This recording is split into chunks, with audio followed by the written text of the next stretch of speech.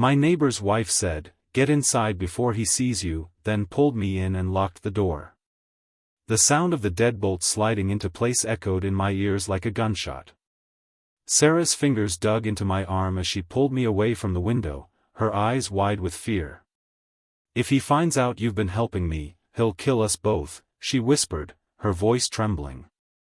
I'd known my neighbor for 3 years, but I'd never seen her like this, desperate, terrified, and covered in bruises she could no longer hide. If you're finding yourself drawn into this story already, please consider hitting that like button and subscribing to the channel. Your support helps bring more stories like this one to light, stories about ordinary people facing extraordinary circumstances, about courage in the darkest moments, and about the strength we find when we stand together against abuse. I'm Alex Mercer, 34, a high school English teacher who moved to Oakwood Terrace looking for peace after my divorce. The modest 2-bedroom house beside mine belonged to the Connors, Robert and Sarah. From the outside, they seemed perfect. He was a successful investment banker with a charming smile for the neighbors, and she was the dutiful wife who maintained their immaculate garden. But walls hide secrets, and perfect facades often mask the deepest pain. Our friendship began innocently enough, borrowing garden tools, collecting mail during vacations, the usual neighborly courtesies. But over time, I noticed the patterns: Sarah's increasing isolation, the way she flinched at sudden movements, the long-sleeved shirts she wore even in summer heat. The signs were there, but like so many, I didn't want to see them. Until that rainy Tuesday in April when I heard the screams. I found Sarah in her garden the next morning, methodically pruning roses despite the bruise blooming across her cheekbone.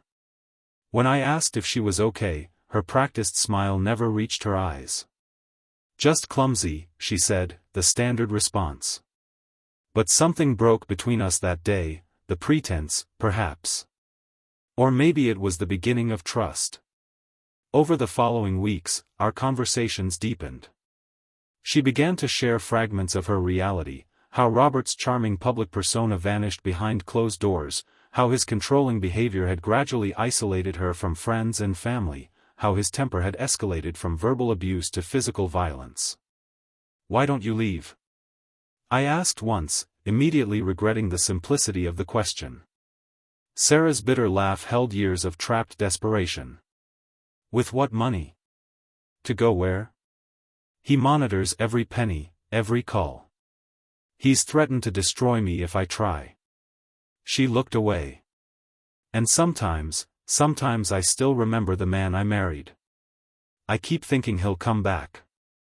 I began helping in small ways, researching domestic violence resources when she couldn't risk browser history, keeping copies of important documents, being the friend who noticed and didn't look away.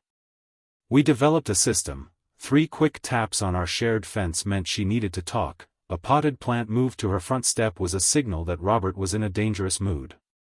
Which brings us to today, the day everything changed. I'd received a frantic text from a number I didn't recognize. "It's Sarah. He found my escape plan. Coming home early. Help." I rushed over without thinking, arriving just as Sarah was frantically packing a small bag. That's when she spotted Robert's car turning onto our street, much earlier than expected. "Get inside before he sees you," she hissed, yanking me through the door and locking it behind us. He saw the shelter pamphlets. He checked my phone. He knows someone's been helping me. We stood frozen in her immaculate kitchen, the tick of the expensive wall clock marking seconds that felt like hours. Outside, car doors slammed. Keys jingled in the lock. "The basement," Sarah whispered, grabbing her half-packed bag. "There's a way out through the storm cellar." As Robert's heavy footsteps crossed the threshold, we slipped down the basement stairs, hearts pounding in terrified synchrony. The old storm cellar door, a remnant from when these houses were built in the 1960s, was our only chance. It hadn't been used in years, and Sarah's trembling hand struggled with the rusty latch. "Sarah?" Robert's voice called from upstairs, deceptively calm. "I know you're home, sweetheart. We need to talk about what I found." The latch finally gave way with a groan that seemed loud enough to wake the dead. We froze, listening for reaction, but heard only the methodical opening and closing of upstairs doors as Robert searched the house. "He's checking every room," Sarah whispered. "We have minutes, maybe less." The narrow tunnel beyond the cellar door led to an exit point near the property line, a relic of Cold War paranoia that would now serve as our escape route. Sarah went first, her small bag clutched to her chest, with me following close behind. The earthen passage was damp and claustrophobic, roots hanging from the ceiling like grasping fingers. Behind us, we heard the basement door open, followed by Robert's voice, now stripped of its pretense of calm. "Sarah. I know you're down here. Who's been helping you? Is it that teacher next door?" We emerged into the fading daylight behind a cluster of overgrown bushes at the edge of the property. Sarah's face was streaked with dirt and tears, but her eyes held something I hadn't seen before: determination. "My sister in Colorado," she said. "He doesn't know about the burner phone I used to contact her. She's expecting me." I nodded, already calculating. "My car's in the garage. He won't see us if we cut through the Petersons' yard." What followed was a harrowing journey, first to my house to grab emergency cash and my car keys, then a tense drive to the bus station 2 towns over, constantly checking the rearview mirror for Robert's silver BMW. Sarah was silent for most of the ride, clutching her bag like a lifeline, occasionally wiping away tears. At the station, I pressed all the cash I had into her hands. "It's enough to get you to Colorado and keep you going for a few weeks. Your sister has the address of the women's legal aid I told you about." Sarah looked at the money, then at me. "Why are you doing this? You barely know me. He could have hurt you, he still might when he figures out you helped me." I thought about all the times I'd heard her crying through our shared wall, all the times I'd seen her hiding bruises with makeup and long sleeves, all the times I'd told myself it wasn't my business to interfere. "Because 3 years ago, I moved in next door and became part of your story," I said. "And once you're part of someone's story, you can't pretend you don't see when they're in danger. We all have a choice, to look away or to help." The arrival announcement for her bus crackled over the speakers. Sarah impulsively hugged me, her thin frame shaking with emotion. "What will you do?" she asked, pulling away. "When he realizes." "I've already called the police," I said. "They're meeting me at my house. I have copies of your hospital records, photos of your injuries, recordings of some of his threats. It won't be enough for a long sentence, but it will start a record. And my brother's a lawyer, we'll get a restraining order."